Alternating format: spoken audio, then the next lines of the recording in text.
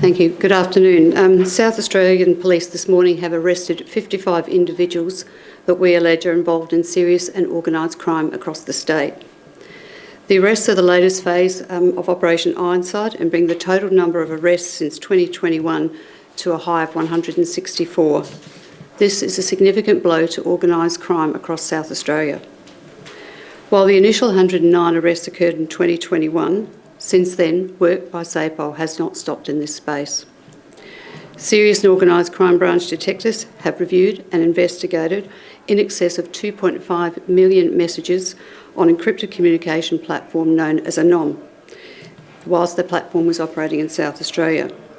This has led to uncovering further evidence of high-level drug trafficking, drug manufacture and money laundering across South Australia.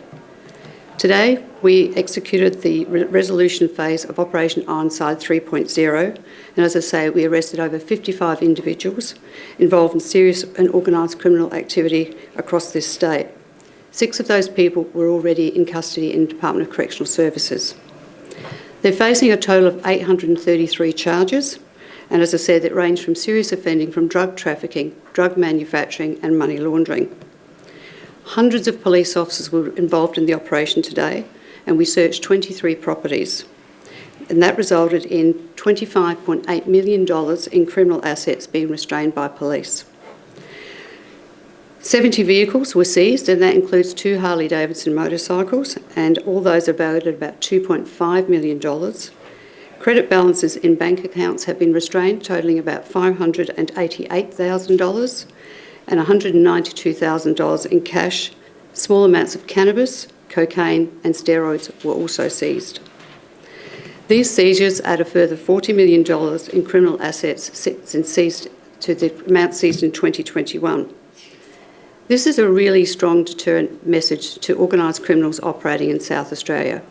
We will create a hostile environment for you to operate in and will continue to do so as we move forward. We are committed to that, and the detectives have worked really hard and tirelessly over the past 18 months to 2 years to bring this to a resolution. This has been a joint investigation between the Australian Federal Police and state law enforcement agencies around the country, and we've been able to leverage the intelligence from the encrypted ANOM app to bring this to a successful resolution. We'd also like to thank those law enforcement partners and our criminal justice agency partners for the work that they have put into today's resolution phase. It has been a significant effort by everyone involved, and we thank them for that commitment. Happy to take questions. Is this an unprecedented day in South Australian police forcing? This is one of the most unprecedented. When we started Op Ironside in 2021, clearly that was a major first step. This resolution phase today is the culmination of that effort, so it is significant, bringing the total arrest to 164. How proud of you of the investigations that have taken place and then that's led to all these arrests and all these seizures across the state? Look, this is a very proud moment in terms of the effort and energy that's been put in by all of law enforcement and our criminal justice partners. It is a very significant exercise to bring this to this stage. There is an enormous amount of work, and I know the commitment of the officers involved has been above and beyond the normal hours that they would normally work, and we thank them for that because in their heart they want to keep this community safe from organised crime, and they're very committed to that. Were all arrests made without incident? There were no incidents in the arrests. Everyone was compliant, so that has made things a lot easier as well. And what time did the operation start and how long did it take? The operations commenced in the early hours of this morning at about 5 a.m. And it was ongoing until just recently. How many police officers do you think were used across these stings Yeah, hundreds of police officers were used. It was nearly 300, so it was in that upper range. And what sort of coordination goes into having those officers used when this is a coordinated sting? This is a complicated, complex operation. It has involved many weeks of planning, multiple areas across not just SAPOL, but also we've worked with the courts, we've worked with the DPP, and we've worked with the Department of Corrections because it has an impact on all of those agencies. So the logistics have been enormous. Many people have been involved, and their tireless effort needs to be, complemented. And why today? Why has there been a delay between the 2021 arrests and now? Okay, so if I can take you through the background, because that is a little bit more complicated, but perhaps if I explain to you, on the 8th of October, the High Court of Australia confirmed the constitutional validity of some legislation. This is known as the Surveillance Legislation Confirmation of Application Act 2024. That was passed into law on the 10th of December 2024, and the legislation and the High Court decision then confirmed the use of the Anon platform by Operation Ironside investigators was lawful. That paved the way for us to go to resolution today. So that was handed down on the 8th of October. As we just mentioned, this was a complex, multifaceted resolution that had to be planned. It has taken some time, coordination, bringing together resources. As I said, nearly up to 300 police officers were involved in today's operation. So it can't be done overnight, and it has to be done so that we can make sure it's efficient, it's effective, it's safe for our members, and it's safe for any members of the community that may be affected by the raids as they're taking place. So these arrests could have been from crimes committed quite a few years ago on that app? Yes, so, and we've, the detectives have combed through over $2.5 million encrypted messages on the Anon app. Then obviously there's a laborious process of attributing that evidence to individuals such that you could have a successful prosecution. All of that has had to be built prior to today's resolution phase. So what we anticipate, therefore, is the passage of these matters through the courts should be much more efficient. How many people charged today were charged in that initial sting in 2021? I'm not sure of the breakdown of those numbers, but we can get that differential for you as we move forward. Were all of the targets arrested today, or were, for example, somebody was not home?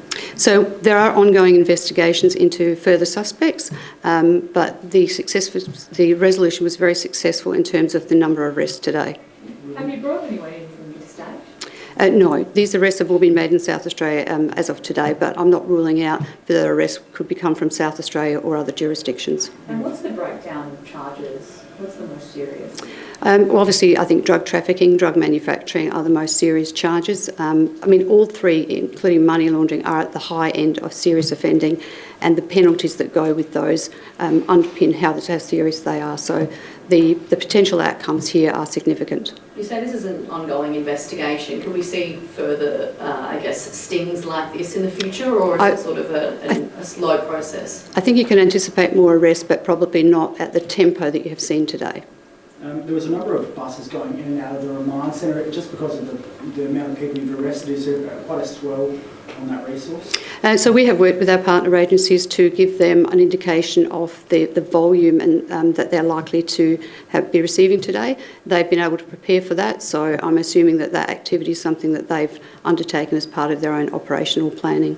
And what does it mean to have these types of criminals who will soon be prosecuting criminals off the streets? What does it mean to have a safer community? Oh, look, this is what we're here for. We're here to make South Australia a safer community. These are serious organised criminal activities that we allege these people have been perpetrating. We know the scourge of drugs in our society, so the impact that will have will be quite immediate in terms of community safety. But as I say, it won't deter us from realising that other networks will seek to come into that space that's now been vacated. So we'll be continuing with our work. Do you expect this is going to have a significant impact on shaking up Adelaide's underworld and what's happening? It will have an impact in terms of those networks. We saw that before we went to resolution in 2021 that it has an impact. We're prepared for that. As I say, this won't deter us from the work that we continue to do to keep South Australia safe from organised criminals. The first phase of Ironside was in relation to the Comanchero bikie gang. Yes. What are the links to bikie gangs with this second phase? So one person arrested today we allege is a fully fledged member of Comancheros, and others are associates of various outlaw motorcycle gangs that are operating in South Australia. Are any of them of very senior level? I'm not sure how you describe senior level, but I'm told a fully fledged member, and that in and of itself would indicate a serious member of an OMCG group. No presidents or anything? I'm not briefed to that extent, no.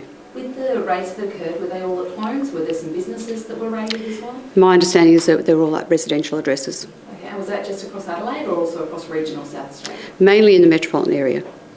When you say mainly, so there were some in... I think there was very limited, Okay. yes. This is obviously a sting led by SA Police today. Is it expected that other jurisdictions around Australia might follow this sort of this operation? Well, they're all dealing with the same ANOMAP and the same level of offending. How they choose to deal with it would be up to them, and I have no insight into particularly what their strategy is going to be. There haven't been any similar High Court challenges though in other states as we've seen here? I think everyone was waiting and viewing the High Court challenges here because it affects them as well, so it was equally applicable to every jurisdiction. What role has the AFP been playing in this operation? They have been obviously strong partners throughout the entire Ironside in terms of how the genesis of this operation and the ANOMAP. They have been critical partners in their cooperation in providing us with all the data that related to activity in South Australia has underpinned where we've got to today. Just generally in terms of how unprecedented this is, I mean, you've been in force for a long time. Have you ever seen this amount of people arrested in one single day? I don't recall this number being arrested in a single day in the entire time I've been in SAPOL, so I think it is unprecedented in my history, yes. Go to PowerPoint, guys.